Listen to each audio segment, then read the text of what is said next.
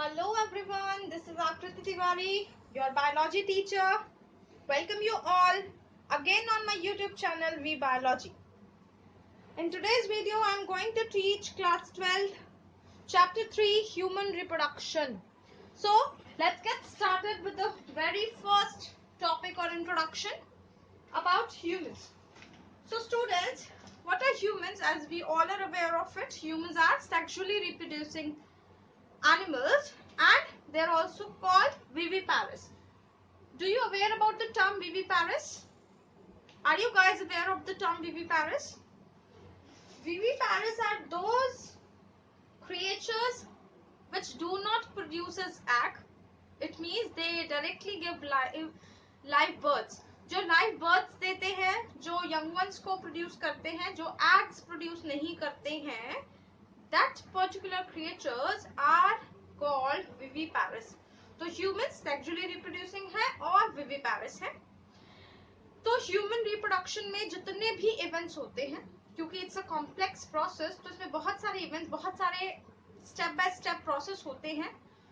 तो starting from the very first step till the last one, I'm going to explain you each and every topic in detail. So let me make you clear about the events of the human sexual reproduction. The very first is gametogenesis, and we have also discussed in the previous chapter about that what is gametogenesis. तो I hope कि आप सबके mind में click कर गया होगा कि gametogenesis होता क्या है. Gametogenesis is what? Production of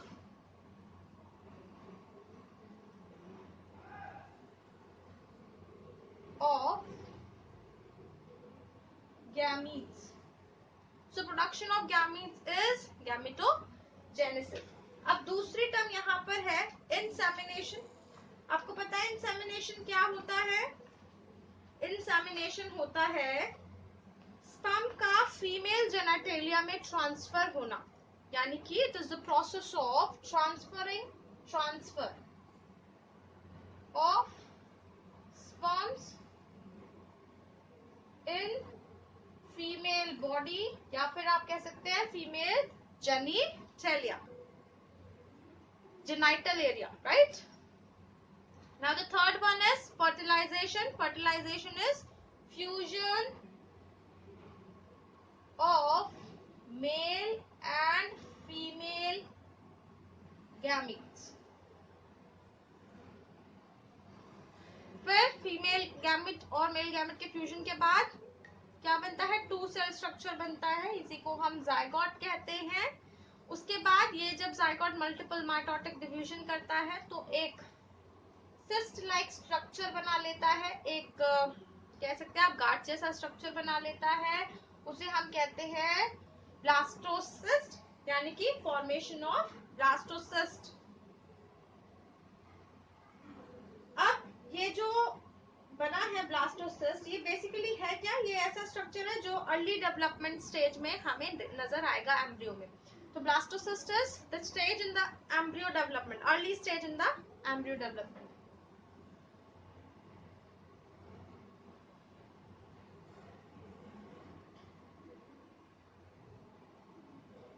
Embryo development.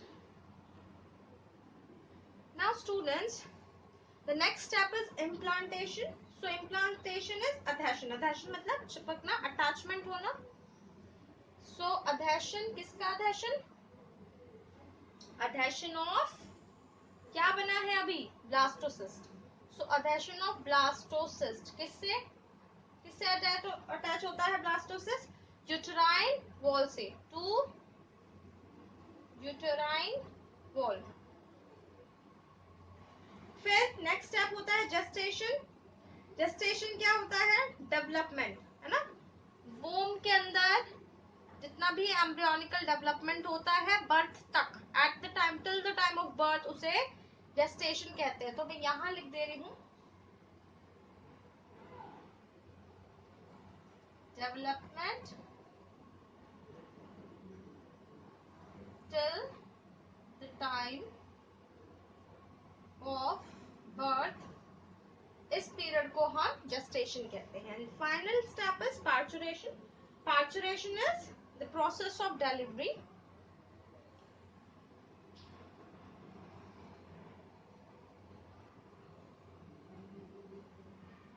ठीक है, इसे हम कहते हैं पार्चुरेशन। अब देखिए सबसे पहले मैं आपको इजी लैंग्वेज में समझाती हूँ। स्क्रोटम यानी कि गैमीट्स का बनना। अब गैमीट बन गए हैं तो गैमीट्स को क्या होना होता है, ट्रांसफर होना होता है। हमने पढ़ा था कि दो टाइप के गैमेट्स होते हैं। एक जो भी मेल और फीमेल में से हमेशा एक गैमेट क्या होगा, एक गैमेट जो होगा वो मोटाइल होगा। तो ह्यूमंस के केस में स्पर्म मोटाइल होते हैं, तो स्पर्म क्या करते हैं, ट्रांसफर करते हैं, मेल से फीमेल तक पहुंच जाते हैं। फीमेल तक पहुंचने के बाद मेल और फीमेल गैमेट का फ्यूजन होता है, उसके बाद जाइगोट फॉर्मेशन होती है। उसके बाद जाइगोट फॉर्म हो गया तो अब क्या होना है, उसकी मल्टीपल मतलब उसको क्या करना है, अपने आप को डिवाइड करना है। तो डिवाइड करके एम्ब्रियो जो बनता है उसकी कैसी स्टेज होती है, ब्लास्टोसिस्ट, यानी कि फॉर्मेशन होती है ब्लास्टोसिस्ट की। अब क्या होना है, इम्प्लांटेशन। इम्प्लांटेशन का मतलब उस ब्लास्टोसिस्ट की अटैचमेंट होनी है यूटेराइन वॉल से नरिशमेंट वगैरह के लिए। फिर इम्प्लांटेशन के बाद गेस्टेशन पीरियड आता है। गेस्टेशन पीरियड में क्या होता है, डेवलपमेंट होता है, जब तक कि बर्थ नहीं हो जाता। Till the time of birth क्या होता है, डेवलपमेंट होता है, ठीक है। और लास्ट स्टेप क्या होता है, फाइनल जब कंप्लीट डेवलपमेंट हो जाता है उसके बाद last step is process of delivery यानी कि प्रोडक्शन ऑफ यंग वंस, ठीक है। Birth of a baby is parturition. यहाँ तक की बात सबको क्लियर हो गई होगी, राइट। अब ये सारे के सारे इवेंट्स हमें पता है, गैमेटोजेनेसिस में मेल और फीमेल गैमेट्स बनते हैं, ये सब हम पढ़ चुके हैं। मेन इस चैप्टर में हमें जो पढ़ना है मेल रिप्रोडक्टिव सिस्टम और फीमेल रिप्रोडक्टिव सिस्टम के बारे में। गैमेट्स बनते कैसे हैं, कहाँ बनते हैं, कौन बनाता है, ठीक है, ये सब हमने इसमें पढ़ना है। तो मेल रिप्रोडक्टिव सिस्टम हम मेल्स में पढ़ेंगे, ऑब्वियस इट्स क्वाइट कॉमन, ये बताने की बात नहीं है। तो मेल रिप्रोडक्टिव सिस्टम जो होता है, सिस्टम की जब भी हम बात करते हैं यानी कि we are going to study many of the organs in this. तो मेल रिप्रोडक्टिव सिस्टम में बहुत सारे ऑर्गन्स होते हैं, हमें बहुत सारी चीजें पढ़नी है। तो उससे पहले जानना जरूरी है मेल रिप्रोडक्टिव सिस्टम होता कहाँ है, पेल्विक रीजन में प्रेजेंट होता है। पेल्विक रीजन कौन सा रीजन होता है, यानी कि कौन सी लोकेशन क्या है मेल रिप्रोडक्टिव सिस्टम की, लोकेशन है एब्डोमेन और थाइस के बीच में। Pelvic region is what, pelvic region कौन सा रीजन होता है, एब्डोमेन से नीचे, बिलो लिख सकते हैं, बिलो एब्डोमेन, ठीक है, अबव थाइस, या फिर कह सकते हैं एब्डोमेन और थाइस के बीच का जो एरिया होता है, between region is pelvic region. अब मेल रिप्रोडक्टिव सिस्टम में हम क्या क्या पढ़ते हैं, मेल रिप्रोडक्टिव सिस्टम किस किस चीज का बना होता है, क्या कौन कौन से ऑर्गन्स, कौन कौन से पार्ट्स इसमें आते हैं। तो टेस्टिस आता है इसके अंदर, एक्सेसरी डक्ट्स, इसमें बहुत सारे डक्ट्स के बारे में हम पढ़ेंगे, एक्सेसरी ग्लैंड्स के बारे में हम पढ़ेंगे, और एक्सटर्नल जेनेटिलिया, ये सारी चीजें मिलकर के मेल रिप्रोडक्टिव सिस्टम बनाती हैं।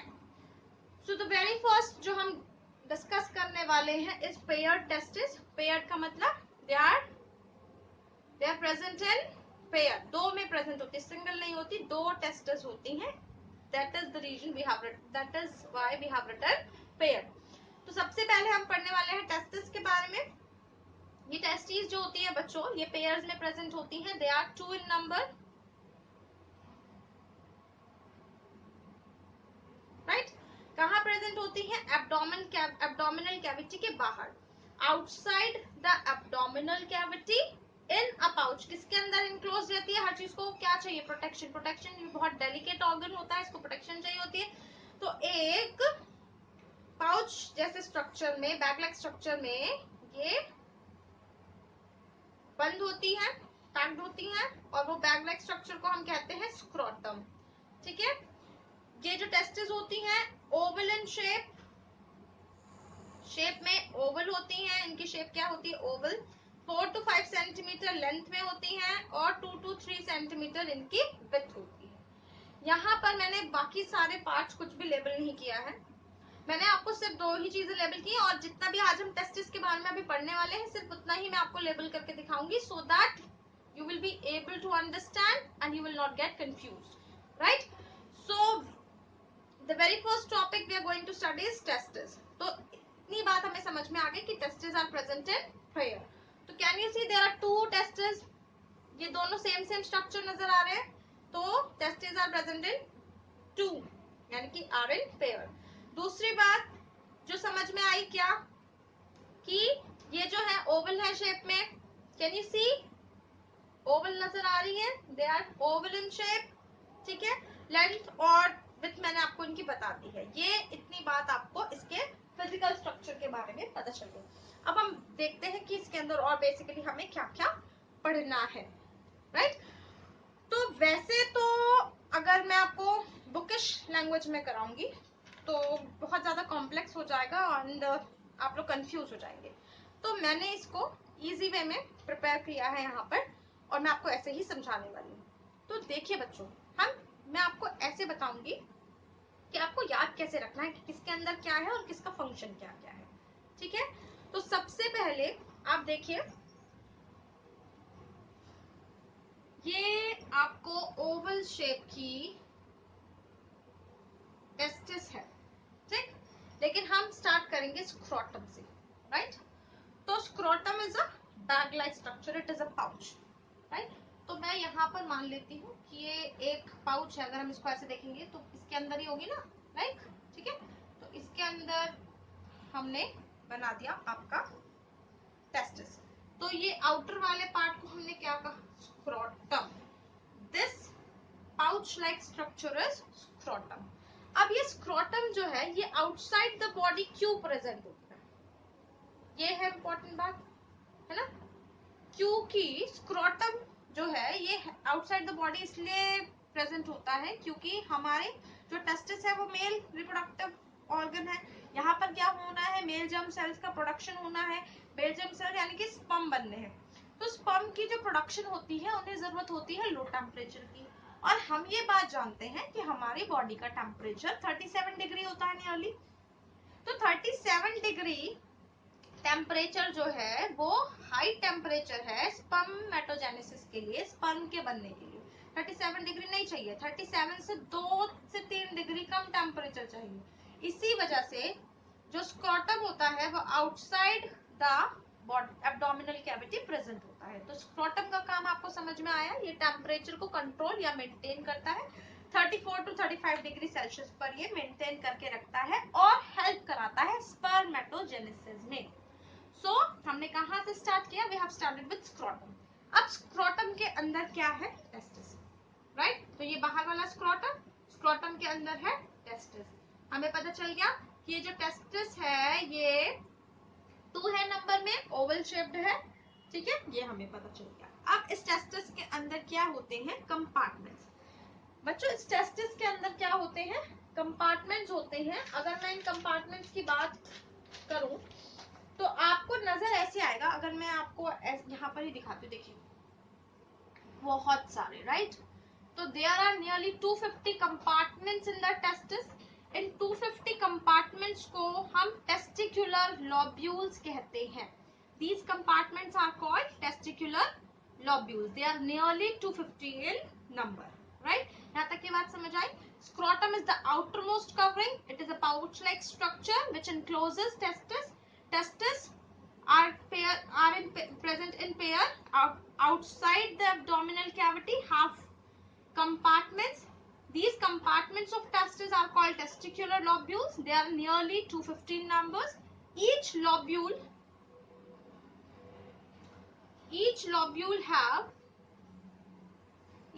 have what?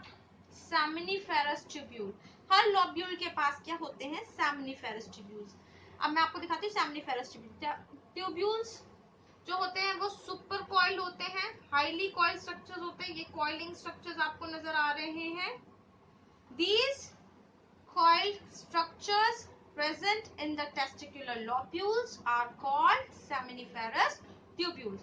Basically, this seminiferous tubule is the main region where spermatogenesis will occur. यही region है seminiferous tubule में ही sperm की production होती है, spermatogenesis होती है।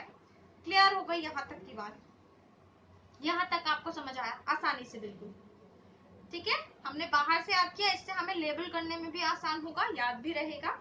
तो सबसे पहले कवरिंग के अंदर टेस्टिस के अंदर कंपार्टमेंट्स। इन कंपार्टमेंट्स को हम कहते हैं टेस्टिकुलर लोब्यूल।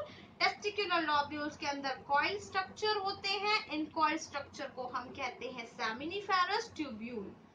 ठीक है, ये जो सेमिनिफेरस ट्यूब्यूल है इनके अंदर भी लाइनिंग होती है। These supercoil structure have inert lining. इन इनर्ट लाइनिंग में दो तरीके की सेल्स प्रोड्यूस होती हैं। सेमिनिफेरस ट्यूब्यूल्स में दो तरीके की सेल्स होती है, टू टाइप्स ऑफ सेल्स। कौन कौन सी? एक मेल जर्म सेल जो कि मियोसिस करती है, मियोटिक डिवीजन करती है। क्यों करेगी मियोटिक डिवीजन? क्योंकि इसको स्पर्म का प्रोडक्शन करना है, स्पर्म बनाने हैं। स्पर्म कब बनते हैं? जब मियोटिक डिवीजन होता है ना। और दूसरी सर्टोली सेल्स हैं। मैंने आपको बताया कोई भी चीज जब प्रोड्यूस होती है दैट पर्टिकुलर थिंग, स्पर्म्स को क्या चाहिए? बहुत ज्यादा न्यूट्रिशन चाहिए। न्यूट्रिशन प्रोवाइड करने वाला भी तो कोई होना चाहिए। तो सर्टोली सेल्स क्या करती हैं? नरिशमेंट देती हैं जर्म सेल्स को। यहाँ तक की बात समझ में आ गई। नेक्स्ट इज, अब ये सेमिनिफेरस ट्यूब्यूल जो थे, ये इनके बाद इनके अंदर क्या होता है? इनके पास होते हैं इंटरस्टिशियल सेल्स या फिर लेडिक सेल्स। इनके पास भी दो तरीके की सेल्स होती है सेमिनिफेरस ट्यूब्यूल के नीचे, राइट। सेमिनिफेरस ट्यूब्यूल जो है, यहाँ तक तो आपको समझ आ गया। सेमिनिफेरस ट्यूब्यूल के अंदर क्या है? लाइनिंग है। इन लाइनिंग में दो तरीके की सेल्स होती हैं, मेल जर्म सेल और Sertoli cells. Male germ cell meiosis करके स्पर्म प्रोड्यूस करती हैं। सर्टोली सेल्स जर्म सेल्स यानी कि स्पर्म्स को नरिशमेंट प्रोवाइड करती हैं। अब outside the seminiferous tubule, seminiferous tubule के बाहर, सेमिनिफेरस ट्यूब्यूल के बाहर क्या है? सेमिनिफेरस ट्यूब्यूल के बाहर है हमारी इंटरस्टिशियल सेल्स आउटसाइड। ठीक है, सेमिनिफेरस ट्यूब्यूल के बाहर है इंटरस्टिशियल सेल्स। और ये जो इंटरस्टिशियल सेल्स के बीच में जो स्पेसेस होता है, इन स्पेसेस में प्रेजेंट होती हैं स्मॉल ब्लड वेसल्स। ठीक है, उसके बाद इनके पास है, इन्हीं स्पेस सेल्स के पास क्या भी है? लेडिक सेल्स भी हैं। ये लेडिक सेल्स क्या करती हैं? टेस्टिकुलर, टेस्टिस में जो हार्मोन सिक्रीशन होता है वो करती है मेनली एंड्रोजन, जो कि मेल हार्मोन है, उसको सिक्रीट करती हैं। तो इंटरस्टिशियल रीजन और Leydig cell is what? Region outside the seminiferous tubule. ठीक है, आई बात समझ? यहां तक की बात समझ आ गई? एक बार क्विकली रिवाइज करते हैं टेस्टिस के बारे में। टेस्टिस, स्क्रोटम, स्क्रोटम के अंदर होती है testis. We have seen in the diagram also. Now testis के पास होती हैं टेस्टिकुलर लॉब्यूल्स। तो यहाँ पर दिखा देते हैं, ये आपकी हो गई टेस्टिकुलर लॉब्यूल्स डायग्राम में। इसके अंदर ईच लॉब्यूल के पास सेमिनिफेरस ट्यूब्यूल होती हैं। ये सेमिनिफेरस ट्यूब्यूल आपकी सुपरकॉइल स्ट्रक्चर्स हैं। इन सेमिनिफेरस ट्यूब्यूल के पास लाइनिंग होती है। ये लाइनिंग मेल जर्म सेल और सर्टोली सेल्स, दो तरीके की सेल्स प्रोड्यूस करती हैं। मेल जर्म सेल्स मियोसिस करती है, सर्टोली सेल्स नरिशमेंट प्रोवाइड करती है। ठीक है, इन सेमिनिफेरस ट्यूब्यूल के बाहर की तरफ, outside the seminiferous tubule, interstitial cells present होती हैं। यहाँ पर इंटरस्टिशियल सेल्स के पास जो स्पेस होता है इसमें स्मॉल ब्लड वेसल्स प्रोड्यूस होती हैं और लेडिक सेल्स होती हैं जो कि टेस्टिकुलर हार्मोन्स को सिक्रीट करती हैं। ये मेन हार्मोन जो होता है वो होता है एंड्रोजन। ये हो गई हमारा टेस्टिस। अब हम पढ़ेंगे एक्सेसरी डक्ट्स के बारे में। तो अब हम पढ़ेंगे एक्सेसरी डक्ट्स के बारे में। एक्सेसरी डक्ट्स में डक्ट क्या होती हैं? ट्यूब-लाइक स्ट्रक्चर्स होती हैं जिनके अपने कुछ सिक्रीशंस होते हैं। और इसके बाद हमने पढ़ना है एक्सेसरी ग्लैंड्स। ग्लैंड्स आप समझ सकते हैं एंडोक्राइन ग्लैंड जो डक्टलेस सिक्रीशंस होते हैं, है ना। तो ग्लैंड्स क्या करते हैं? बिना डक्ट के सिक्रीट करते हैं और डक्ट क्या करते हैं? With the tube-like structure.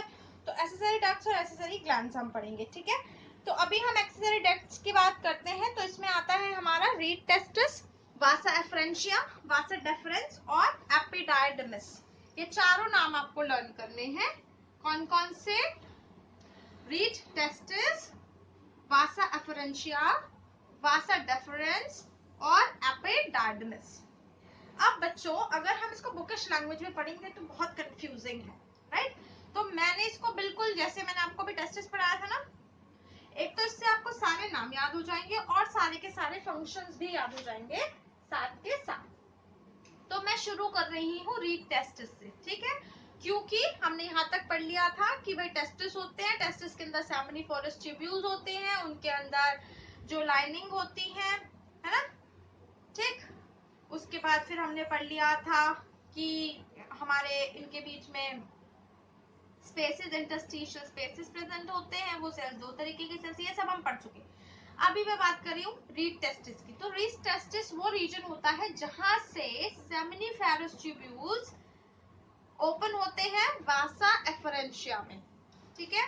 Read testis वो जगह है, वो रीजन है जहां पर सेमिनिफेरस ट्यूब्यूल ओपन होते हैं वासा एफरेंशिया में, ठीक। ये वासा एफरेंशिया ओपन होता है एपिडाइडमिस में, ठीक है। और वहां से कहां पहुंच जाता है, वासा डेफरेंस में। ये वासा डेफरेंस असेंड होता है किसकी तरफ, यूरिनरी ब्लेडर की तरफ। और ये यूरिनरी ब्लेडर फाइनली कहां तक पहुंचता है, यूरिथ्रा तक पहुंचता है।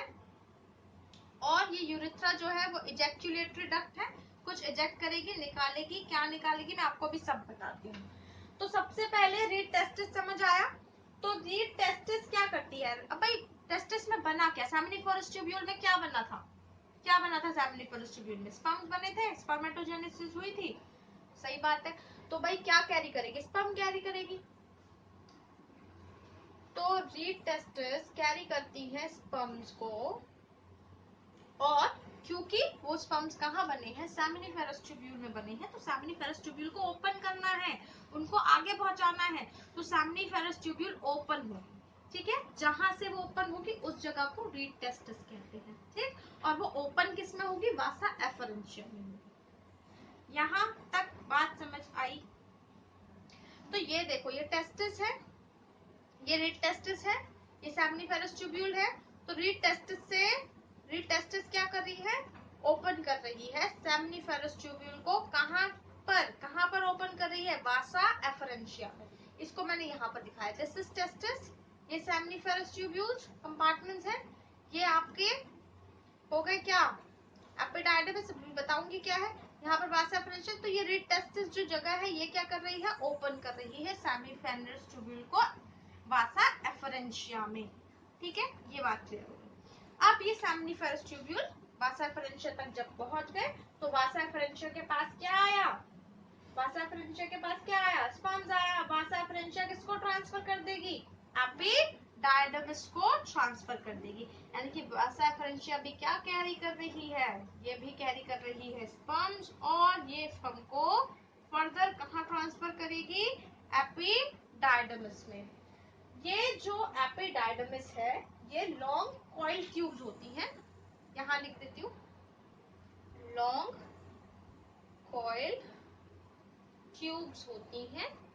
ये लॉन्ग कॉइल ट्यूब्स जो होती हैं, ये क्या करती हैं, ट्रांसपोर्ट करती हैं, एक तो दूसरा स्टोर भी कर लेती हैं। तो ट्रांसपोर्ट करती हैं और स्टोर करती हैं किन्हें, स्पर्म सेल्स को, स्पर्म सेल्स को, ठीक है। किन स्पर्म सेल्स को, जो कि प्रोड्यूस हुई थी टेस्टिस में, ठीक है। और कब तक, साथ के साथ एक और काम करती है एपिडाइडमिस सेल्स, वो क्या करती है, मैच्योरेशन कराती है of germ cell. Germ cell मतलब मेल क्या कहते हैं, स्पर्म सेल्स, स्पर्म सेल्स का मैच्योरेशन कराती है।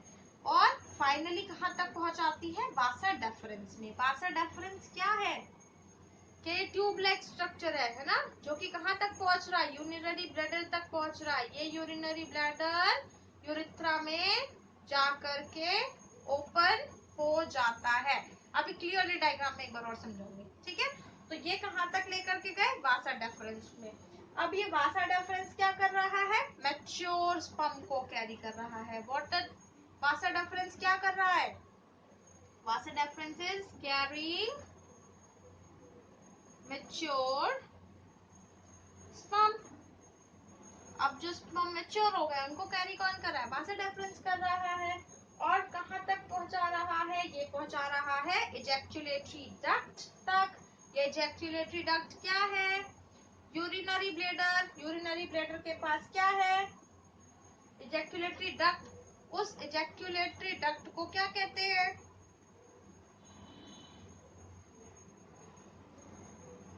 उस इजैक्यूलेटरी डक्ट को कहते हैं यूरेथ्रा।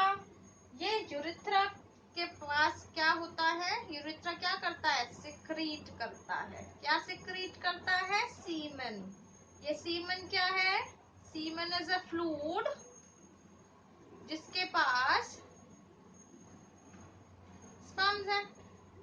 तो semen is a fluid containing sperm.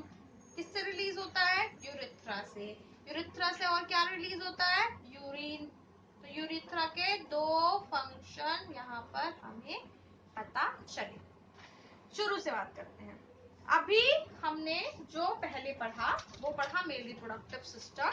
Mail reproductive system में हमने पढ़ा कि टेस्टिस होती हैं।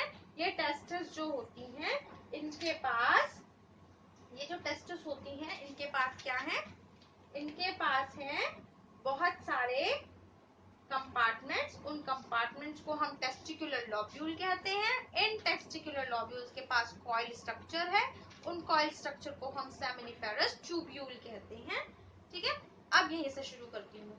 ये सेमिनिफेरस ट्यूब्यूल के पास क्या है? इन्होंने क्या किया? स्पर्मेटोजेनेसिस किया, यानी कि इनके पास स्पर्म्स है। अब इस स्पर्म को पहुंचाना है, ट्रांसफर करना है। तो ये जो सेमिनिफेरस ट्यूब्यूल है ये रीड टेस्टिस के थ्रू, ये सेमिनिफेरस ट्यूब्यूल रीड टेस्टिस के थ्रू ओपन हो जाती है वासा एफरेंशिया में। ठीक है, ये वासा एफरेंशिया ओपन होते हैं एपिडाइडमिस में। ये एपिडाइडमिस मैंने आपको अलग से इसलिए दिखाया बच्चों, ये 3D स्ट्रक्चर बनाना पॉसिबल नहीं है क्योंकि जब हम सेक्शन कटिंग करते हैं तब हमें ये सारे स्ट्रक्चर्स क्लियरली विजिबल होंगे। तो एक टेस्टिस में मैं अभी हैंडमेड डायग्राम के थ्रू आपको इतना क्लियरली नहीं दिखा सकती हूँ, इसीलिए मैंने आपको ये अलग से बना करके दिखाया है। ठीक है, तो यहाँ पर वासा एफरेंशिया जो है वो ओपन होता है एपिडाइडमिस में। ये वासा एफरेंशिया, ठीक, ये ओपन हो गया एपिडाइडमिस में। ये एपिडाइडमिस वासा डेफरेंस तक जाते हैं। वासा डेफरेंस आपको ट्यूब जैसा स्ट्रक्चर दिखाई दे रहा है। ये वासा डेफरेंस असेंड हो रहा है, ऊपर की तरफ जा रहा है। That is why I have written the word ascend. Ascending order से आप याद रखेंगे। तो वासा डेफरेंस असेंड हो रहा है। कहाँ तक जा रहा है? यूरिनरी ब्लेडर तक जा रहा है। ये यूरिनरी ब्लेडर कहाँ तक पहुंच रहा है? Ejaculatory duct. इस इजैक्यूलेटरी डक्ट का नाम यूरेथ्रा है। ये यूरेथ्रा क्या करेगा? फाइनली सीमेन को सिक्रीट करेगा। सीमेन वो फ्लूइड होता है जिसके पास स्पर्म्स होते हैं। यहाँ तक की बात सबको क्लियर हो गई होगी। अब हमारा जो बचा एक्सटर्नल जेनेटिलिया वो हम नेक्स्ट क्लास में करेंगे।